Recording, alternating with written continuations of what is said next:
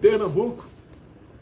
Hoje são 23 de junho, véspera de São João, 19 horas. Vamos começar a nossa live aqui.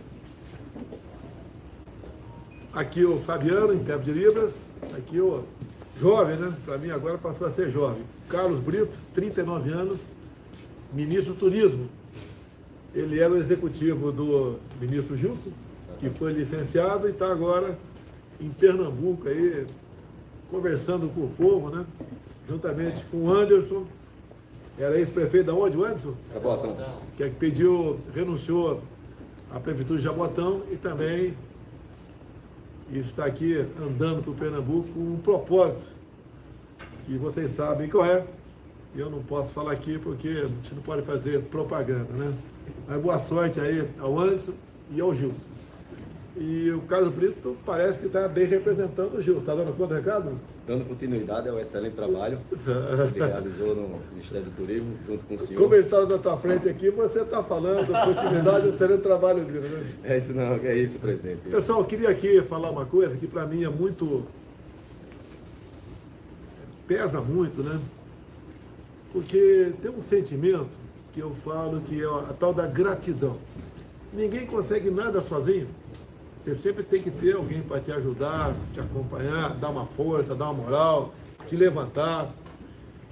E eu passei vários momentos difíceis na minha vida, mas um marcou. Em 1986, eu fui na revista Veja, no Rio de Janeiro, e fiz uma matéria na seção Ponto de Vista. E naquele tempo, né, não era no computador que você fazia o texto. Eu bati a máquina no quartel, servia no 8º dia de ser paraquedista, e levei uma matéria que foi publicada no dia 3 de setembro de 86, na seção Ponto de Vista da revista Veja. Uma matéria bacana, estava defendendo lá uns cadetes na Academia de Literaturas Negras, que em torno de 150 haviam pedido demissão. E a imprensa dizia que a causa era uma que não era verdade. A causa era porque problema salarial que a gente vivia na época, né? E dei lá o meu recado. Errei, né? Porque o Estatuto Militar diz que você não pode, até hoje é assim, dar entrevista a órgãos de imprensa sem ter autorização superior. Então, fui devidamente punido no regulamento disciplinar do Exército. Nada a reclamar, regra do jogo. Em 87, eu respondi um conselho, né? E em 88, o conselho foi arquivado no Superior Tribunal Militar, por 9-4. Lá são 11 ministros, 2 não votaram, então o conselho arquivou aquela representação, né? Por 9-4. E eu resolvi me candidatar a vereador. Vi que tinha comprometido minha carreira no Exército, que eu amo até hoje o nosso Exército, né? E eu resolvi me candidatar a vereador. Achava que vou servir a pátria de outra forma. Serve a pátria qualquer pessoa no Brasil que esteja fazendo corretamente o seu serviço, vamos assim dizer, tá? Se o elemento é um cozinheiro, é um militar, é um motorista de ônibus, é um advogado, é um engenheiro, é um médico, ele trabalhando corretamente está servindo a sua pátria. Todos nós somos patriotas do Brasil, né?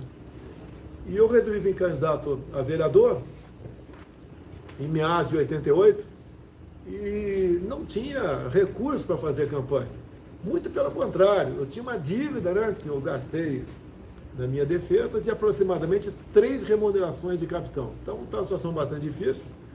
88, meu filho mais velho tinha 7 anos, o mais novo tinha 4 anos, 3 filhos, e eu tinha que ter um mínimo para me eleger vereador.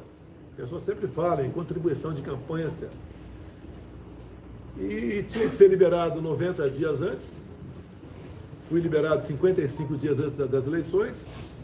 E estava ali no 50º dia, no centro do Rio, e não sabia o que fazer, como fazer uma campanha, porque não tinha celular, você não tinha nada, era completamente diferente de hoje em dia, que você pode fazer um vídeo, né? Se tiver uma boa uma boa mídia social, você consegue se apresentar junto à população.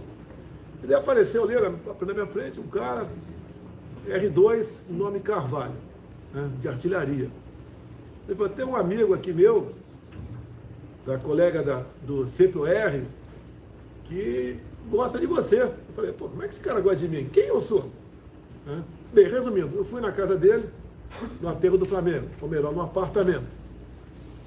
E cheguei lá no apartamento, um apartamento grande, que é uma pessoa bem de vida, né?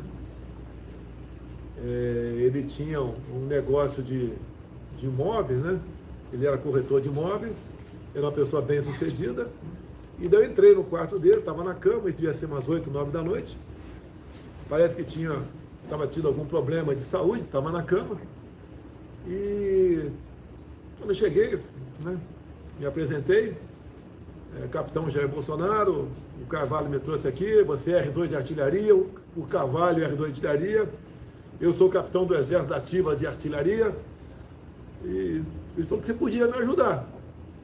Bem, ele puxou uma revista Veja ali do Criado Mudo, abriu na última página e estava lá a matéria, né, de 3 de setembro de 86. A minha cara, a última página era a página mais lida da revista Veja, e ele falou, olha, eu guardo essa revista aqui tem 1 ano e meio, tá? E eu tinha um sentimento que ia me encontrar contigo. E aconteceu agora, você vai ser presidente da República. Assim começou a nossa conversa. Conversamos talvez ali por 2 horas. Daí eu falei, como é que você pode me ajudar? Ele falou, procura amanhã. Eu fui no dia seguinte, na Rua México 11, 11º andar. Estava lá o escritório do Dr. Egas, devia ter uns 8 funcionários. Trabalhava o filho dele, Marcelo Caparelli, a esposa. E ele falou, olha, a ajuda que eu posso dar para você, porque você falou, você quer matéria de campanha, não é isso? Tem essa máquina de xerox aqui. Você pode usar a máquina à vontade. Pô, bacana. Só que eu tenho um problema, eu não tenho dinheiro para comprar papel. E nem toner. O toner custava caríssimo, pessoal. Aquele pó, né? Parece um pó de carvão. E custava caríssimo o toner. Ele falou, não, eu te arranjo o toner e o papel está aqui. Tinha uma prateleira lá, tinha um montão de resma de papel.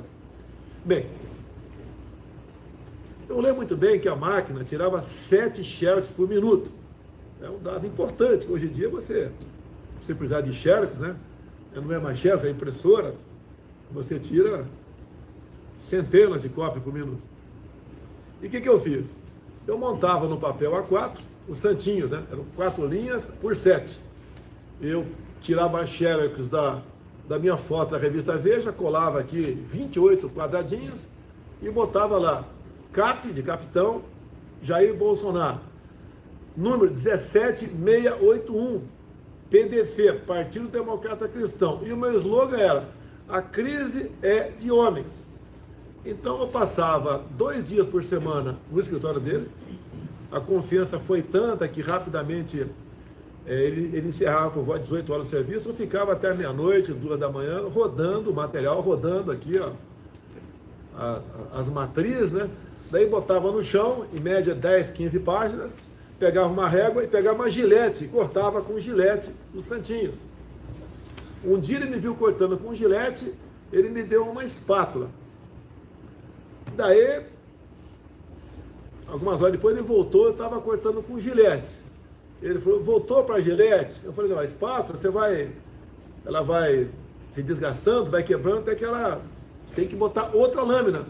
Eu falei, desculpa aqui, mas eu não tenho como comprar lâmina, eu não ia pedir para você, eu estou com uma gilete aqui que para mim aqui tem o mesmo objetivo, né? Eu falei, não, mas você está com esparadrapo no dedo. Sim, eu botava esparadrapo no dedo para cortar, senão você acabava cortando o dedo. Bem, e o que eu fazia? Cortava aquele santinho sozinho, né? De vez em quando um nordestino do Maranhão, um tal de Edinho, me ajudava, e de vez em quando também o Negão Lino me ajudava, o ex-soldado lá do 8º GC Paraquedismo. Por vezes eu andava com o Negão Lino, que tinha um negão dessa cor aqui, né? O cabo da peste do Edinho, andava em 3 na moto. E eu ia panfletar onde? Primeiro, é comum eu pegar o trem, que eu morava na Vila Militar, na Central do Brasil, ou parava em Marechal Hermes, ou parava em Santa Cruz, e panfletava dentro do trem aquilo. Eu me apresentava, conversava. Muitas vezes eu panfletava na Vila Militar. Eu simulava que meu carro havia quebrado na ponte Rio-Niterói, que é uma Brasília branca. Levantava o capô por volta das 5h30 da tarde e panfletava o pessoal de Marinha que saía da base de Mocangueira. Outras vezes chegava às 4h30 da manhã, no primeiro distrito naval, Praça 15, e panfletava, porque tinha um fluxo de aproximadamente 7.000 homens, né, que trabalhavam naquela região, pessoal de Marinha. Muitas vezes eu de moto, 4 da manhã, chegava às 4h30 lá em Campo Grande, e porque o pessoal daqueles conjuntos habitacionais de Marinha iam para a cidade, e eu panfletava ali,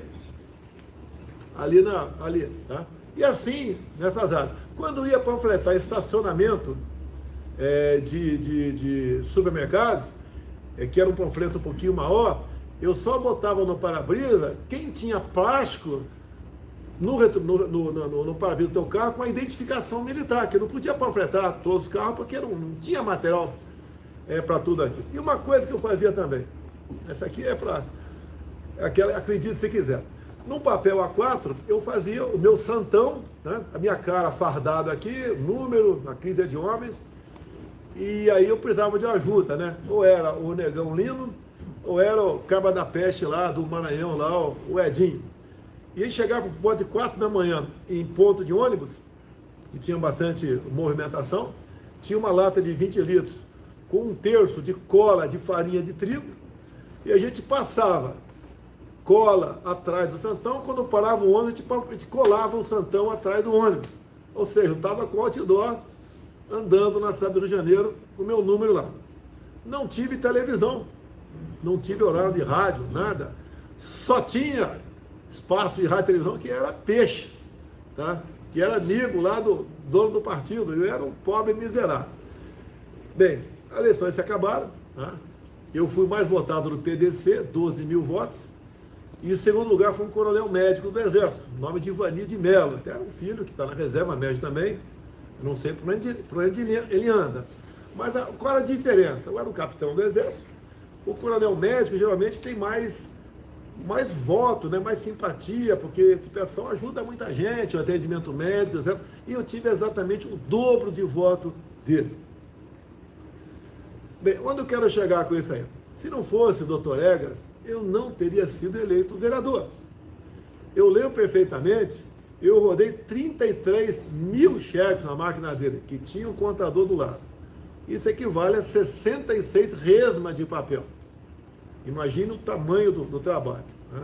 Eu lembro também que consegui um cadastro na CIP, que é a Seção de Nativos e Pensionistas do Exército, lá no Padrão Caxias, e com mais 2 pessoas que me ajudavam na Vila Militar, que eu morava lá, nós escrevemos de próprio punho 11.000 endereçamentos, que eram 11 caixas que eu consegui comprar para botar um panfleto dentro, né, para mandar para militares, ou pensionistas, ou ex-combatentes, isso daí. Bem, me elegi vereador, 2 anos vereador, depois deputado federal, conversava ali por telefone com o doutor Egas, mas com não tanta frequência, depois deputado federal e acabei me elegendo presidente da República. E daí a conversa do doutor Egas diminuiu, como a maioria dos meus amigos, né, diminuiu, porque a gente não tem mais tempo de conversar no telefone, não é um esquecimento, é impossível eu dar o atendimento que eu dava quando era deputado, ou quando era apenas um capitão do Exército. Até que no final do ano passado, eu descobri que o filho do doutor Egas viria, né, candidato a deputado, não sei se federal ou estadual. Daí eu aproveitei uma ida no Rio e fui em dezembro visitar o doutor Egas lá no Flamengo. E lá eu estive, ele estava emocionado, cadeira de roda, conversar com o presidente. Eu não dou bola para isso, pessoal, sou uma pessoa normal, igual outra aí, não subiu na minha cabeça, se quer que eu fui vereador, quiçá presidente da República. Conversei, bati um papo com ele, o filho me conversou comigo num canto, deu um pouco mais de 1 hora de conversa, falando dos problemas dele, etc, de saúde. Bem, Saí dali, não conversei mais com o doutor Egas. E não peguei o telefone do filho dele, o Marcelo Caparelli. Até que eu pedi, a questão de alguns dias atrás, para um colega que tinha lá o contato, mas passasse o telefone. Ele passou o telefone para mim, exatamente no dia de ontem, 22 de junho. Recebi, então, eu estava em casa, a minha esposa estava com a esposa do Pedro da Caixa, tá? Dando uma folga para mim em casa, né? Com outras senhoras conversando. E eu recebi por volta de 23 horas e 10 minutos. Abri, peguei o telefone, cadastrei e mandei uma mensagem para o Marcelo. Marcelo, ele tem um apelido, né? Não vou falar aqui porque é apelido carinhoso. Marcelo, esse é meu telefone particular, Jair Bolsonaro, e mandei para essa uma mensagem outra para ele lá. De repente ele manda uma mensagem de volta para mim. Olha, parou o coração, não sei o quê. Eu não costumo ligar para ninguém esse horário. Nem que ligue para mim. A não ser, por exemplo, liga o Ministério da Defesa, liga o Ministério da Justiça, liga ao João Heleno. É porque o telefone meu fica ligado 24 horas por dia. Daí eu atendo, com todo respeito, o Carlos Brito. Não atenderia com todo respeito. Porque a princípio você não é um cara estratégico para o governo. E eu na cama atendo, imagina eu atender um telefone com todo respeito, né? Brito, a mulher do lado, 11 horas da noite. Olha a confusão que vai dar, né? Olha a confusão. O pessoal que é casado sabe disso aí. E daí, quando falou isso aqui, minha esposa tinha acabado de entrar no quarto e foi pro banheiro. Eu peguei e liguei para o Marcelo. O que está acontecendo? Tudo em paz? Daí ele falou, não, meu pai acabou de morrer. Aquilo foi um choque para mim. Primeiro, eu não ligaria para uma pessoa naturalmente naquele horário. E o Egas é o cara que foi o responsável pela minha eleição. Assim como tiveram outras pessoas que me ajudaram, que uma eleição, quem já disputou sabe que é uma corrente. Se uma corrente ele quebrar aquele elo, você fica fora. Então, a coincidência, liguei para o Marcelo, 6 meses depois que eu tive contato com ele, e o pai dele tinha morrido 1 hora e pouco antes. Então, eu deixo aqui obviamente, meu pedido, né, a Deus que conforte aí, que acolha o Egas na sua imensa bondade, que acolha, que aqui na terra, aqui, conforte a família do Marcelo, tá? Juntamente com a viúva, que deixou a viúva, a senhora Vitória. E a gente sempre pergunta, né, Marcelo, era previsto, porque é o ciclo da vida, né? O teu pai tinha agravado o problema, ele falou, olha, agravou, tem um problema no cérebro, mas mesmo assim é uma pancada pra gente. Quando meu pai morreu de câncer em 95, era esperado, tá? Câncer de pulmão, fumava desde 12 anos de idade, mas quando acontece é uma pancada pra gente, como foi minha mãe no Convento de Santo, é uma pancada pra gente, tá? Agora, o Dr. Egas Muniz de Aragão Dacher foi uma pessoa que do nada acreditou em mim em 1988. Eu nunca tinha visto a cara dele na minha vida, né? Advogado, alguns anos depois prestou concurso e se aposentou como desembargador. Então, a pessoa que do nada me viu, acreditou e me ajudou. E eu vou levar até os últimos dias da minha vida esse sentimento de gratidão ao Dr. Egas e à sua família. Mais do que ele me dar a máquina, o Tony, a espátula, tá? Ele almoçava com quentinhas ali no seu escritório. E eu pedi para ele na época, né, se eu podia almoçar com ele. Eu não tinha meio, não tinha nada. Tá? E ele foi uma pessoa que, além de material, me dava um prato de comida na hora do almoço. Lá na rua México, número 11, né? 11º, 13º andar.